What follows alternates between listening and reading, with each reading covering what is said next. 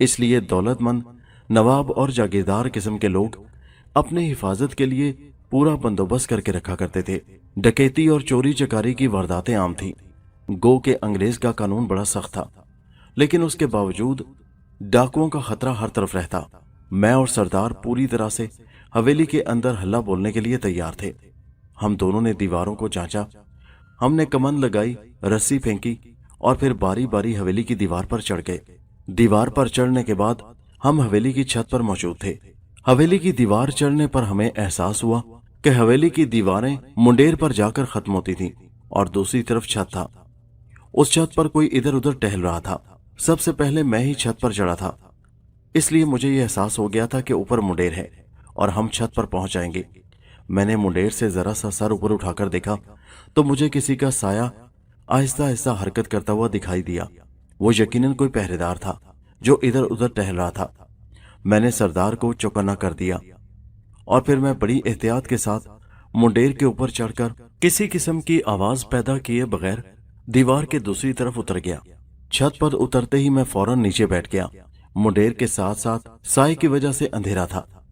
हवेली का छत बहुत बड़ा था और वो साया हमें इधर उधर चलता हुआ साफ दिखाई दे रहा था। मेरे पीछे ही सरदार भी मुंडेर पर चढ़कर छत पर उतर चुका था। मुझे साफ दिखाई दे रहा था कि एक बंदूक उसके कंधे पर लटकी हुई थी। अगर हम यहां से बंदूक का निशाना लेकर फायर करते तो वो पहरेदार यकीनन हमारे हाथों मारा जाता, लेकिन इससे एक नुकसान ये होता, नीचे से हवेली वालों के जाग जाने का डर था। इसलिए मैंने सरदार के कान में सरगोशी की कि मैं इसे काबू करने की कोशिश करता हूं। सरदार कहने लगा, ठीक है, कोशिश करना कि उसकी आवाज ना निकले और उसे काबू में कर लो। मैं भी तुम्हारे पीछे पीछे ही आता हूं। फिर मैं दीवार के साथ साथ आहिस्ता आहिस्ता मुंडेर के साथ लगा पहरेदार की तरफ रेंगने लगा। मुंडेर के साए में अंधेरा होने की वजह से उस पहरेदार की नजर आसानी से मुझ पर नहीं पड़ सकती थी, मगर मैं पूरी तरह होशियार था कि अगर जरा सी भी आहट होगी तो वो मुझ पर गोली चलाने में एक लम्हे की देर नहीं करेगा और उससे पहले मुझे उस पर जवाबी कार्रवाई करनी होगी। मैं रेंगता रेंगता उस पहरेदार के करीब पहुंच चुका था। वो एक बार इस तरफ आता और फिर उल्टे कदमों वापस लौट जाता, फिर वो सीढ़ियों तक जाता और फिर वापस आ जाता। इस बार वो टहलता टहलता सीढ़ियों की तरफ गया और जब वापस आया तो इतने फासले पर था कि मुझसे बहुत करीब था। वो सीढ़ियों से चक्कर लगाकर अभी अभी वापस आया था और मुझे अब पूरी तरह तैयार होकर उस पर हमला करना था कि अचानक सिरकते सिरकते मेरे पांव से कोई छोटा सा पत्थर टकराया और उस पत्थर के सिरकने की आवाज के साथ ही वो पहरेदार चौकन्ना हो गया। उसने कंधे से एकदम बंदूक उतारी और जोर से बोला, कौन है? बस अब चंद लम्हों का खेल था। अगर मैं उस पर झपटने में जरा सी भी देर करता तो वो मुझ पर फायर खोल देता और फिर मैंने उस पर छलांग लगा दी। वो राइफल सीधी करके मुझ पर फायर करना ही चाहता था, मगर इससे पहले ही मैंने उसका बंदूक वाला हाथ जोर से थाम लिया था और दूसरे हाथ का घेरा उसकी गर्दन के गिर्द डाल दिया। मेरे इस तरह अचानक छलांग लगाने से वो बदहवास हो गया। मैंने जिस तरह उसको काबू में किया था, फायर करना अब उसके लिए मुश्किल था। दूसरे बाजू से मैंने उसका गला जोर जोर से दबाना शुरू कर दिया ताकि वो कोई आवाज ना निकाल सके और ना ही चीख चिल्लाकर नीचे वालों को अपनी मदद के लिए पुकार सके। वो मेरी गिरफ्त से अपने आप को छुड़ाने की पूरी कोशिश कर रहा था। इतने में सरदार भी मेरे नजदीक पहुंच चुका था। वो पहरेदार कमबख्त काफी हट्टा कट्टा और जोरावर था और सरदार को अंदाजा हो चुका था कि मैं उसे ज्यादा देर तक अपनी गिरफ्त में नहीं रख सकूंगा। इसलिए सरदार ने आगे बढ़कर उसे मुझसे अलहदा करने के लिए जैसे ही उस पर हल्ला बोला, अचानक उसके दूसरे हाथ से बंदूक का ट्रिगर दब गया और फायर हो गया, जो सीधा सरदार के सीने में जाकर लगा और सरदार, जो अचानक उस पर छलांग लगा चुका था, बंदूक के फायर से पीछे की तरफ धकेला गया। एक लम्हे के लिए जैसे मुझ पर सख्ता तारी हो गया। ये चंद ही लम्हों में क्या से क्या हो गया था। मुझे अंदाजा नहीं था कि सरदार अचानक यूं उसके बंदूक से होने वाले फायर से मारा जाएगा। सरदार सीना पकड़े पकड़े वहीं गिर चुका था। खून से उसका सीना लिथड़ चुका था और वो आखिरी सांसें ले रहा था। सरदार का सीना बुरी तरह फट गया था। उसका बख्त पहरेदार की गोली का फायर सीधा सरदार के दिल वाली जगह पर जाकर लगा था, जिसने सरदार को चंद ही लम्हों के अंदर ढेर कर दिया था। एक लम्हे के लिए जैसे मेरा दिमाग माउफ हो गया था। मैंने निहायत वहशत के आलम में अपना हाथ जोर से उसके बंदूक वाले हाथ पर दे मारा। बंदूक उसके हाथ से गिरकर परे जा गिरी और इस तरह मुझे उस पर वार करने का मौका मिल गया और मैंने उस पर अपनी राइफल सीधी करके धड़ाधड़ अनगिनत फायर कर दिए और इस तरह मैंने उसको मौत के घाट उतार डाला। लेकिन इतने ज्यादा फायरिंग होने की आवाज सुनकर नीचे से किसी के दौड़ते हुए कदमों की आवाजें आईं और फिर शोर मच गया। कौन है? क्या हुआ? पकड़ो, भागो, क्या हो गया? अचानक नीचे से शोर बुलंद हुआ। नीचे से मिली जुली आवाजें सुनाई दी और मैं समझ गया कि नीचे वालों को खबर हो गई है। अब मेरे लिए भागना बहुत दुश्वार था, लेकिन दोनों तरफ मेरे लिए मौत थी। अगर ना भागता तब भी मौत। नीचे खड़ा हुआ दलेर सिंह भी शायद चौकन्ना हो गया होगा, क्योंकि फायरिंग की आवाज तो उसने भी सुन ली होगी।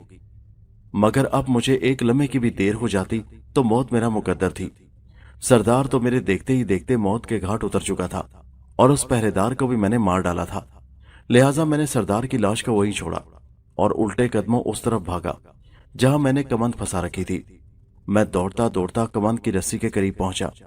फिर अचानक मैंने भागते हुए सीढ़ियों की तरफ नजर दौड़ाई तो किसी की परछाई मुझे दिखाई दी।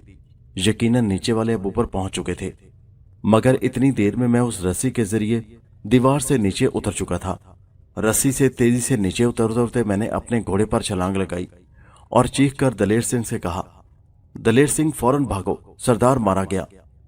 मैंने चीख कर कहा और दलेर सिंह जो घोड़े पर तैयार बैठा था उसने मेरे साथ ही अपना घोड़ा भगा दिया। सरदार का घोड़ा भी बदहवासी के आलम में हमारे घोड़ों के पीछे पीछे भागने लगा। हम दोनों आंधी और तूफान की रफ्तार से अपने घोड़ों को भगाने लगे। हमें अपने पीछे फायरिंग की आवाज सुनाई दी। शायद उन लोगों ने हम पर गोलियां चला दी थी, मगर हम अपने घोड़ों को दाएं बाएं घुमाते हुए वहां से सरपट भगाते रहे। मौत साए की तरह हमारे पीछे लगी थी। हमें डर था कि हमें जरा सी भी देर हो गई तो हमारा पीछा किया जाएगा और वो हमें पकड़ लेंगे और किसी सूरत जिंदा नहीं छोड़ेंगे। हम आंधी और तूफान की रफ्तार से वहां से घोड़े भगाते अपने गांव की तरफ दौड़ रहे थे और फिर हमने अपने ठिकाने पर पहुंचकर ही दम लिया। रहीम ने दरवाजा खोला और हम दोनों को देखकर चौंक उठा और पूछने लगा, सरदार कहाँ है? इतने में सरदार का खाली घोड़ा अंदर दाखिल हुआ। सरदार उस पर मौजूद नहीं था। मेरी आंखों में आंसू थे और दलेर सिंह का चेहरा भी धुआं धुआं हो रहा था। सरदार मारा गया रहीमे, मैंने कहा तो रहीमा एक लम्हे के लिए सकते में आ गया। चंद लम्हे तो रहीमे को समझ ही ना आई कि हम क्या कह रहे हैं।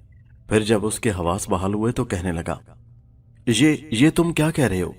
रहीमे को जैसे यकीन नहीं आ रहा था। मैं और दलेर सिंह वहीं फर्श पर बैठ गए। मैं सच कह रहा हूं, सरदार मारा गया। दलेर सिंह ने भी उसकी बात की तस्दीक की। हम तीनों वहीं बैठकर सरदार की इस नागहानी मौत पर आंसू बहाते रहे। सरदार की मौत जिस तरह अचानक हुई थी उससे हम तीनों के हौसले पस्त हो गए थे। हमें यकीन नहीं आता था कि आज सरदार हमारे दरमियान नहीं। हमसे ये मालूमात हासिल करने में चूक हो गई थी कि चंदनपुर के नाथूराम ने अपनी हवेली में मुसल्ला पहरेदार रखे होंगे और हमारा सरदार उनकी गोली का शिकार हो जाएगा। सरदार की मौत का कई दिन तक हम शोक मनाते रहे, लेकिन एक रोज रहीमा कहने लगा, सरदार की मौत का बहुत दुख है। सरदार हमारे भाइयों जैसा था, मगर दुनिया का एक असूल है कि दुनिया से जाने वाले के साथ मरा नहीं जाता। हमें सरदार के इस गिरोह को कायम रखना है, इस गिरोह को और मजबूत बनाना है। इसलिए हमें नए सिरे से अपना ये मिशन जारी रखना है और वारदातें करनी चाहिए। अब हमें अपने गिरोह में से किसी को सरदार मुंतखब कर लेना चाहिए। फिर हम तीनों की बाहमी रजामंदी से दलेर सिंह को हमारे गिरोह का नया सरदार मुकर्रर कर दिया गया। हम तीनों के दिल में सरदार की मौत का बेइंतहा दुख था। हम चंदनपुर के नाथूराम से सरदार की मौत का बदला लेने पर तुल गए, मगर एक ख्याल हमारे जहन में कुलबुला रहा था, वो ये कि सरदार की मौत नाथूराम की हवेली में हुई थी और सरदार की लाश वहां बरामद हो गई होगी और सरदार की लाश लामहला पुलिस की तहवील में चली गई होगी और डाकुओं के इस गिरोह की बाकी साथ कोई नहीं जाता। जिन लोगों ने उसको तलाश करने की कोशिश की वो तबाही का शिकार हो गए। ना बाबा ना, मैं तो इस काम में शरीक नहीं होगा। मैंने दलेर सिंह से कहा। वो भी हैरत भरी नजरों से मेरी तरफ देख रहा था। जान जोखों का काम है, सोच लो। ठीक है, अगर तुम लोग डरते हो तो फिर हम इस काम में नहीं पड़ेंगे। दुनिया बहुत बड़ी है, डाके डालने के लिए दूसरी दुनिया थोड़ी है जो हम उस हवेली का रुख करें। रहीम ने कहा, हाँ ठीक है, तो फिर उस हवेली का ख्याल दिल से निकाल दो। वो दोनों इस बात पर मुत्तफिक थे। मगर मैं दिल ही दिल में सोच रहा था कि अगर मैं उस हवेली में जाकर उस खजाने को तलाश करूं तो कैसा रहेगा। यही सोचते सोचते मैंने अपने दिल में एक मंसूबा बना लिया। दोस्तों, ये कहानी अभी जारी है। इसका अगला हिस्सा नेक्स्ट वीडियो में मुलाहिजा कीजिए, जिसका लिंक इसी वीडियो के नीचे डिस्क्रिप्शन में मौजूद है। उस लिंक पर क्लिक कीजिए और पहुंच जाइए इस कहानी के अगले हिस्से पर। और हमारे